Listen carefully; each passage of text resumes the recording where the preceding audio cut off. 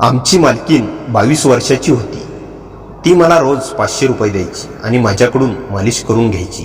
पण मी खुशीने ते काम करायचो. एक दिवस ती मालिश करण्यासाठी रूममध्ये गेलो.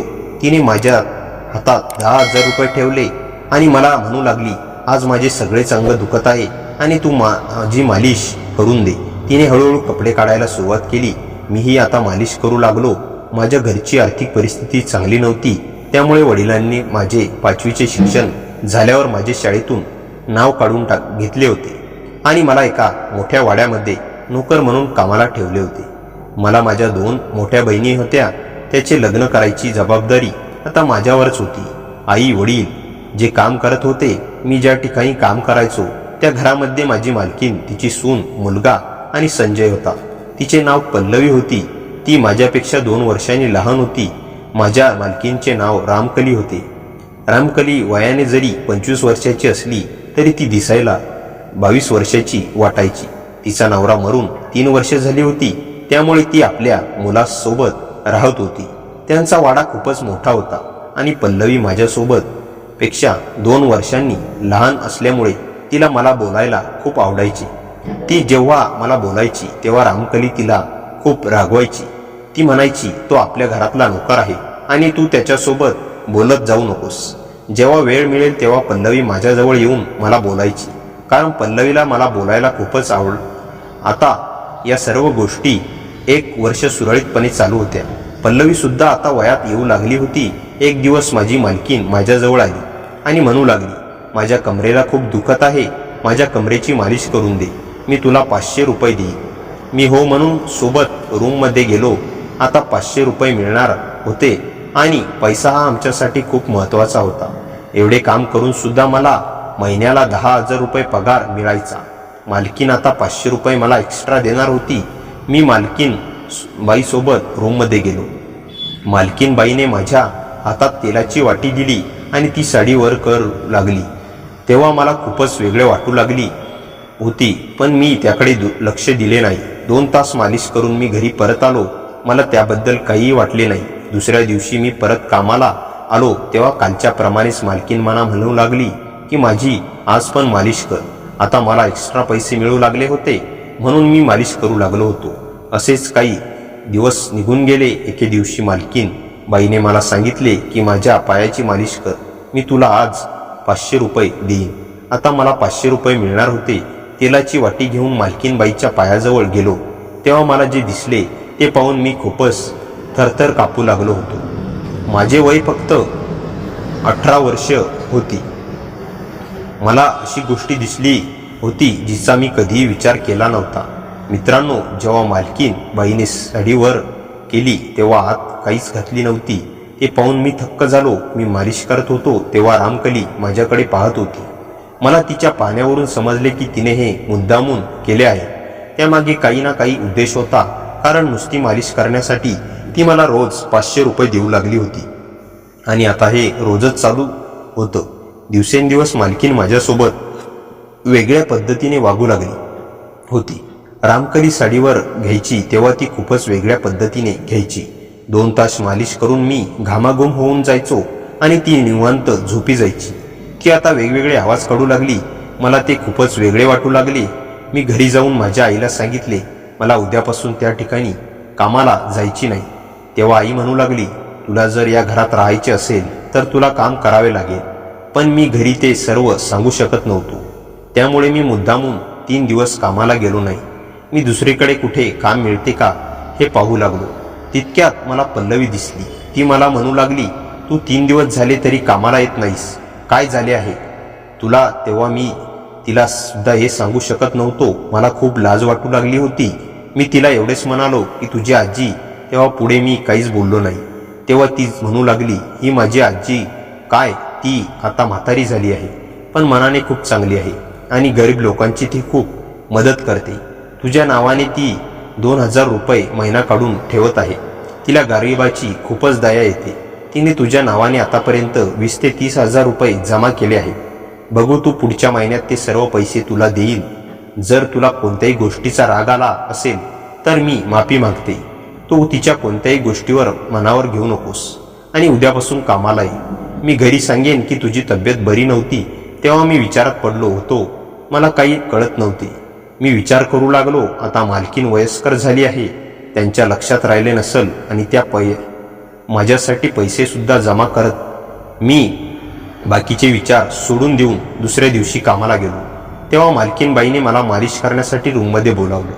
त्यामुळे मी आज लक्ष देऊन पाहिले की मालकीनबाईने आता खरंच काहीच घातले नव्हते. मला ते स्पष्टपणे दिसत होते. मालकीन माझ्याकडे पाठ करायची आणि मला मालिश करायला लावायची. काम केलेले पैसे मला लगेच 2 तासामध्ये मिळायचे. असेच मी रामकलीची मालिश करत बसलो होतो.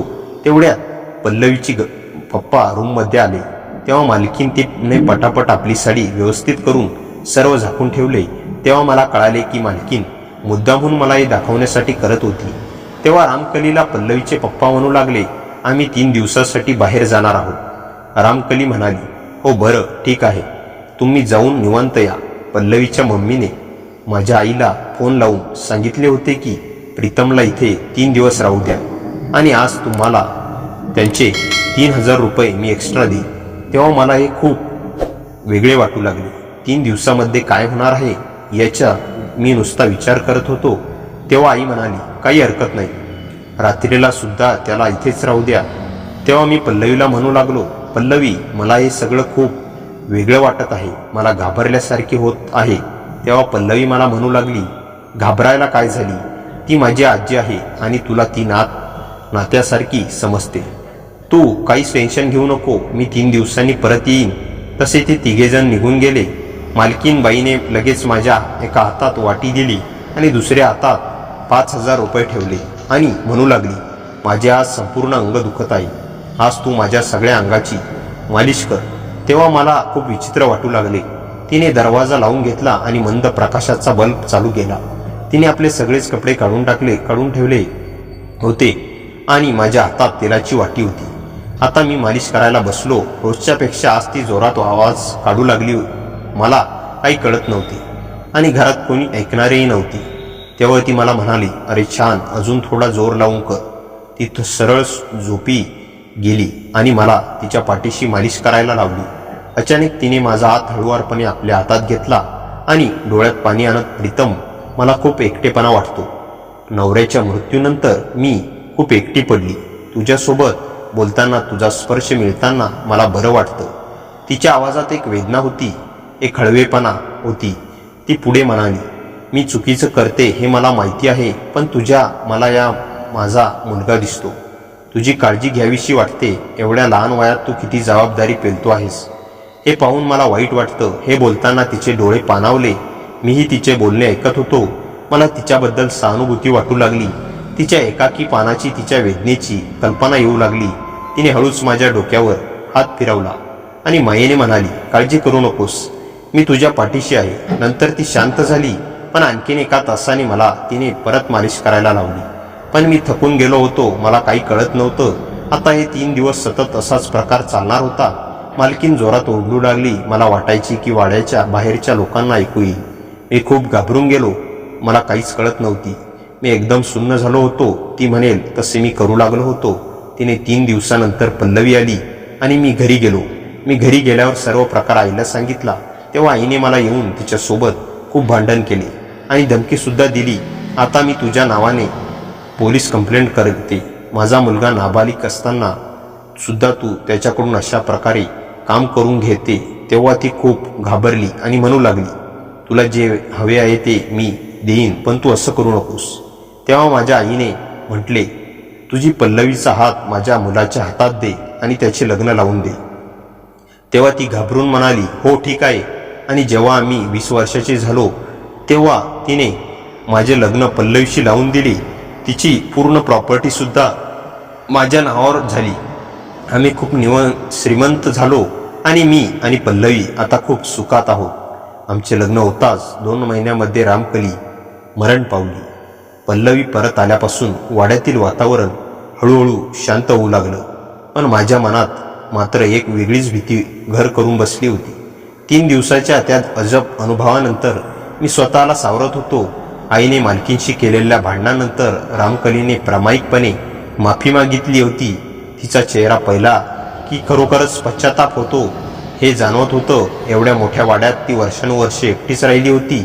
नवरा गेल्यावर ती आणखी आतल्या आत तुटत गेली होती.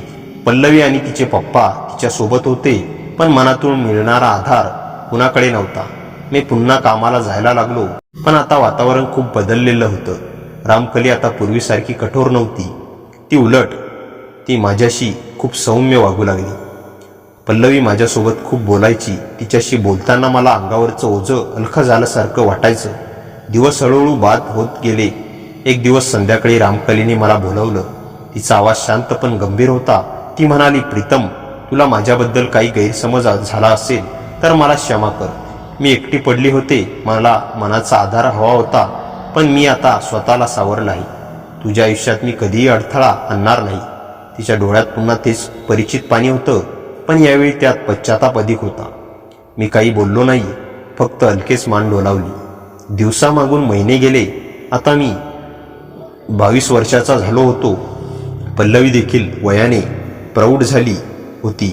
आमचं नातं जसजसं वाढत गेलं तसं तसं आम्ही एकमेकांना समजून घेऊ लागलो. पल्लवी माझ्याबरोबर खूप विश्वास ठेवायची. तिचे पप्पाही मला घरचा माणूस समजू लागले होते. रामकली माझ्याकडे बघताना एखाद्या आईसारखं ममत्व दाखवायची. वाड्यातील लोक मला पल्लवीसोबत पाहिलं की हसत इशारे करत, पण आम्हा दोघांना काही फरक पडत नव्हता. एके दिवशी वाड्यात अचानक गोंधळ झाला. कोणीतरी सगळ्यांना सांगितलं की रामकलीची तब्येत अचानक खालावली. मी आणि पल्लवी धावत तिच्या खोलीत गेलो तर ती अंथरुणात निवांत विसावलेली होती. श्वास मात्र मंद होता. आम्हाला पाहताच ती अलकस असली. तिच्या हातातील कागदाचा गठ्ठा तिने माझ्या हातावर ठेवला आणि म्हणाली, प्रीतम, मी खूप चुकले होते, पण तू मला मुलासारखं मानलं. हे घर, ही मालमत्ता, ही शेती तुझ्या आणि पल्लवीच्या नावावर करून ठेवली आहे. तुम्हा दोघांचं आयुष्य सुरक्षित राहावं एवढीच इच्छा आहे. माझ्या गळ्यात शब्द चढकले. पल्लवी रडायला लागली. रामकलीने तिच्या चेहऱ्यावरून हात फिरवला आणि म्हणाली, तुला चांगला माणूस मिळाला आहे बाळ. त्याची काळजी घे आणि स्वतःचीही. तिच्या शेवटच्या शब्दांत एक शांतता आणि एक निवांतपणा आणि एक आईची माया होती. ती झोपली आणि पुन्हा कधी उठलीच नाही. वाडा त्या रात्री पहिल्यांदाच इतका शांत झाला होता की श्वासाचाही आवाज मोठा वाटत होता. तिच्या मृत्यूनंतर पल्लवीचे पप्पा माझ्याकडे आले. मला मिठी मारत म्हणाले, बाळा, तू आमचा स्वतःचा मुलगाच आहेस. आता हे घर तुझंच आहे आणि पल्लवी, ती तुझ्याशीच लग्न करणार आहे. हे रामकलीचं शेवटचं स्वप्न होतं. मी निशब्द होतो. माझ्या आयुष्यातलं सगळं काळोख जणू अचानक उजेडात रूपांतरित होत होतं. पुढील 2 वर्षात माझं आणि पल्लवीचं नातं अधिक घट्ट झालं. आम्ही दोघांनी मिळून शेती आणि धंदा नीट सांभाळला. जेव्हा आम्ही दोघं 20 वर्षाची झालो तेव्हा घरातील सर्वांच्या उपस्थितीत आमचं साधं सुंदर आणि सगळ्यांच्या आशीर्वादानं लग्न झालं. आजही त्या दिवसाचा सुवास मनात ताजा आहे. पल्लवी माझ्याकडे बघून हसली आणि म्हणाली, आजीची इच्छा पूर्ण झाली रे. आता आपण दोघं कायम एकत्र. आणि खरंच आता मी आणि पल्लवी खूप सुखात आहोत. वाडा आमचा आहे, आयुष्यही आमचंच आहे. भूतकाळातील वेदना संपल्या. आता फक्त शांतता, सुख आणि एकमेकांची साथ इतकंच उरलं आहे. लग्नानंतर आमचं आयुष्य शांतपणे, स्थिरपणे पुढे जात होतं. वाडा आता पूर्णपणे बदलला होता. जुनं ओझं, जुनं सावल्या, जुन्या वेदना कुठेतरी दूर ढकलल्या होत्या. पल्लवीच्या असण्याने घर उजळत होतं आणि माझ्या जबाबदाऱ्या आता ओझ्यासारख्या नव्हत्या. त्या माझ्या स्वतःच्या घरासाठीच्या कर्तव्यासारख्या वाटत होत्या. पण शांतता जितकी गोड तितकीच नाजूकही असते. रामकली गेल्यानंतर 3 महिने झाले होते. एक दिवस संध्याकाळी वाड्याच्या दाराशी एक जुनाट कपड्यातला माणूस आला. दाढी वाढलेली, डोळ्यात काहीतरी दडवलेलं, आग ओढल्यासारखा भाव. चालण्यात घाई नाही, पण स्थिरतेत एक अपूर्व आत्मविश्वास. त्याने दार ठोठावलं. तेव्हा मीच दार उघडलं. तेव्हा मला पाहून हसला नाही, पण त्याच्या डोळ्यात काहीतरी परिचयासारखं जाणवलं. तो म्हणाला, मी रामकलीच्या नवऱ्याचा भाऊ. मला वाड्याशी बोलायचं आहे. त्याचे शब्द ऐकताच माझ्या अंगावर एक शहारा गेला. हा माणूस वाड्यात कधीच दिसला नव्हता. पल्लवीचे पप्पा बाहेर आले. त्यांना पाहताच त्या माणसाचा आवाज कठोर झाला, जे माझं आहे ते मला परत हवं आहे. प्रॉपर्टीवर माझा हक्क आहे. कागदपत्र कशी बदलली तरी सत्य बदलत नाही. पल्लवी माझ्या मागे येऊन उभी राहिली. तिचा हात माझ्या खांद्यावर कापत होता. त्या माणसाचं बोलणं वाढू लागलं. त्याने थेट माझ्याकडे बोट दाखवत म्हणाला, तुला वाटतं तुझ्या नशिबाने हे सगळं मिळालंय. मी परत आलोय आणि माझा हिस्सा मी घेऊनच जाणार. वाड्यात एकच शांतता पसरली. पल्लवीचे पप्पा त्याला समजावू लागले. रामकलीने सगळं स्वतःच्या इच्छेने दिलं. तू तिच्या मृत्यूनंतर येऊन काहीच करू शकत नाहीस. पण तो माणूस कुठे ऐकणार होता. त्याने मागच्या खिशातून एक जुनी फाईल काढली. फाईलमध्ये कागद, स्वाक्षऱ्या, शिक्के, काहीतरी गंभीर आणि गुंतागुंतीचं होतं. तो म्हणाला, इथे सर्व पुरावे आहेत. माझी बहीण काही वर्षापूर्वी मानसिक तणावात होती. तिचे अनेक निर्णय दडपणाखाली घेतले. तिचा वारसा माझाच आहे. पल्लवी थरथरत माझ्या बाजूला उभी होती. मी शांतपणे त्याच्याकडे पाहत होतो. त्याच्या डोळ्यामागे एक फक्त लोभ नव्हता, तर एखादं जुने गुपित, जुने वैर लपलेलं जाणवत होतं. त्या रात्री आम्ही सगळं हॉलमध्ये बसलो. कागदपत्र पाहिली. वकील बोलावला. त्याने सगळं परिस्थिती अपेक्षेपेक्षा जास्त गुंतागुंतीची आहे. कागदपत्रांमध्ये काही जुने मुद्दे होते. रामकलीच्या नवऱ्याच्या मृत्यूशी संबंधित काही मालकी दावे, काही जमिनीविषयक तक्रारी आणि त्या सगळ्यात एकाच गोष्टीचं संकेत दिसत होता. रामकलीच्या मृत्यूमागे काहीतरी साधन होतं. पुढच्या काही दिवसात तो माणूस वारंवार वाड्यात येऊ लागला. त्याचे डोळे पल्लवीकडे बघताना नेहमीच काहीतरी संशयास्पद दिसत होते. वाड्याचे नोकरसुद्धा कुजबुजू लागले. साहेब, तो समाजात बदनाम आहे. लोक म्हणतात, जुने हिशोब बाकी आहेत त्याचे. माझ्या मनात काळजी वाटू लागली. पण एका रात्री माझ्या खोलीच्या खिडकीतून आवाज आला. कोणी तरी मंदपणे चालत होतं. बाहेर पाहिलं तर त्या सावलीसारखा माणूस माझ्या वाड्याच्या मागच्या अंगणात कुठेतरी पळत होता. त्याच्या हातात काहीतरी फाईलसारखं दिसत होतं. त्या क्षणी मला निश्चित झालं, तो माणूस फक्त वारसा मागायला आलेला नाही, तर तो काहीतरी मोठं लपवत आहे. काहीतरी जे रामकलीच्या मृत्यूशी, त्याच्या नवऱ्याच्या अचानक गायब होण्याशी आणि या वाड्याच्या इतिहासाशी घट्ट जोडलेलं आहे. मी हळूच पल्लवीचा हात पकडला आणि तिला म्हणालो, पल्लवी, वाड्यात काहीतरी आहे. काहीतरी जे आपल्याला माहिती नाही. आणि तो माणूस ते बाहेर काढू इच्छित नाही, उलट लपवू इच्छितो. पल्लवीचे डोळे मोठे झाले. ती घाबरून कुजबुजली. म्हणजे आजीच्या मृत्यूनंतर काहीतरी अजून गुपित आहे. मी मान हलवली. मला जाणवलं, खरी कथा तर आता सुरू झाली होती. पल्लवीच्या प्रश्नाचं उत्तर देताना माझ्या मनात एकाच वेळी भीती, राग आणि जिज्ञासा दाटून आली होती. त्या माणसाचं येणं, त्याचं जुनं कागदपत्र घेऊन धमकावणं, रात्रीच्या वेळी वाड्यात फिरणं हे काही साधं प्रकरण नव्हतं. कुठेतरी काहीतरी मोठं लपलं होतं आणि मला जाणवत होतं की शेवट जवळ आला आहे. त्या रात्री मी झोपलो नाही. पल्लवी माझ्या शेजारी चिंताग्रस्त बसली होती. पहाटेच्या सुमारास मला आठवलं, रामकली गेल्यावर तिने मला दिलेला कागदांचा गठ्ठा अजूनही माझ्याकडे होता. मी तो बाहेर काढला. अनेक कागदांमध्ये दबलेला एक जुनाट तपकिरी लिफाफा होता.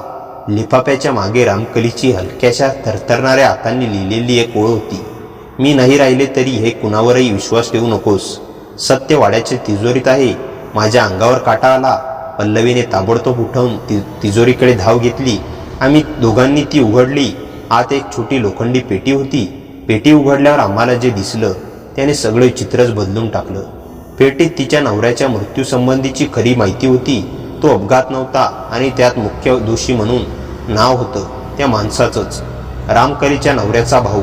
दस्तावेजानुसार त्याने व्यसन, कर्ज आणि लोभामुळे नवऱ्याला धोका दिला होता. दोघांमध्ये पैशावरून भांडण झालं आणि चिडून त्याने हिंसक हल्ला केला, ज्यामुळे मृत्यू झाला. त्यानंतर शेती आणि संपत्तीवर ताबा मिळवण्यासाठी तो पळून गेला. रामकलीने सत्य दडवून ठेवले होते. आपल्या मुलीला आणि नातवाला धोक्यापासून वाचवण्यासाठी. हे जाणताच मला कळलं की तो आता वाड्यात का आला होता. त्याचं जुने गुन्हे झाकण्यासाठी आणि वारसा परत मिळवण्यासाठी. आम्ही ताबडतोब वकील आणि पोलिसांना बोलावलं. पोलीस येईपर्यंत तो माणूस वाड्यातच कुठेतरी फिरत होता. मला जाणवलं की तो काहीतरी बिघडवण्याच्या तयारीत आहे. मी त्याला मागच्या अंगणात सापडलो. कोपरा अंधारात उभा राहून तो स्वतःशीच पुटपुटत होता. मला पाहताच तो गुरगुरला, तुला वाटतं मी घाबरतो? तुझ्या हातात काहीच नाही. मी हातातल्या फाईलचा पुरावा त्याच्या समोर धरला. त्याचा चेहरा पांढरा पडला. तो ताबडतोब माझ्याकडे धावून आला. पण तेवढ्यात पोलीस पोहोचले. 2 पोलिसांनी त्याला आवरलं. त्याला पुसटची किंकाळी फुटली. हे सगळं माझं होतं, माझं. पण त्याचा आवाज पोलिसांच्या गाडीत बसल्यावर मंदावत गेला. त्या क्षणी वाड्यावर जणू एखादं जड ओझं उतरलं. पल्लवी माझ्या बाजूला येऊन उभी राहिली. तिचे डोळे पाणावलेले होते. पण चेहऱ्यावर शांतता होती. ती हळूच म्हणाली, आजी बरोबर होती. सत्य सांगण्याची वेळ तुला येणार होती. काही दिवसात न्यायालयीन प्रक्रिया सुरू झाली. कागदपत्रे, पुरावे, जुने दाखले सगळ्याने एकच सत्य सिद्ध झालं. त्या माणसाला रामकलीच्या नवऱ्याच्या मृत्यूचा आणि मालमत्तेचा फसवणुकीचा दोषी ठरवण्यात आलं. प्रकरण बंद झालं. वाडा पुन्हा शांत झाला. आता कोणाच्याही सावल्या नव्हत्या. कोणतेही लपलेले गुपित नव्हते. एके दिवशी वाड्याच्या अंगणात मी आणि पल्लवी बसलो होतो. वारा हलका वाहत होता. पल्लवी माझ्याकडे पाहत म्हणाली, आजी गेली पण तिने तुला मुलगा समजूनच सगळं दिलं. आज त्याचं खरंच चीज केलंस तू. मी तिच्या हातावर हात ठेवत म्हणालो, तुझ्या आजीने दिलेलं घर नाही, जबाबदारी आहे. आपण दोघांनी मिळून ते सांभाळायचं आहे. पल्लवी हसली. त्या हसण्यात शांतता होती, सुरक्षितता होती आणि भविष्याचं सौख्य दाटलेलं होतं. आम्ही दोघं त्या जुन्या वाड्याच्या पायरीवर बसून सूर्यास्त बघत होतो आणि मला जाणवलं अखेर सगळ्या संघर्षांना पूर्णविराम मिळाला होता. वाड्यावरच्या जुन्या सावल्या संपल्या. आता फक्त आम्ही दोघं आणि शांत उजळलेलं भविष्य. मित्रांनो, कथा कशी वाटली कमेंटमध्ये नक्की सांगा. कथेला जास्तीत जास्त लाईक आणि हाईप करा आणि या बटनावर क्लिक करायला विसरू नका. आपल्या मित्रमैत्रिणींमध्ये शेअर करा आणि हो, चॅनलवर नवीन असाल तर चॅनलला सबस्क्राईब करायला विसरू नका. भेटूया पुन्हा अशाच इंटरेस्टिंग आणि धमाकेदार कथेसह. तोपर्यंत हसत राहा, खुश राहा. धन्यवाद.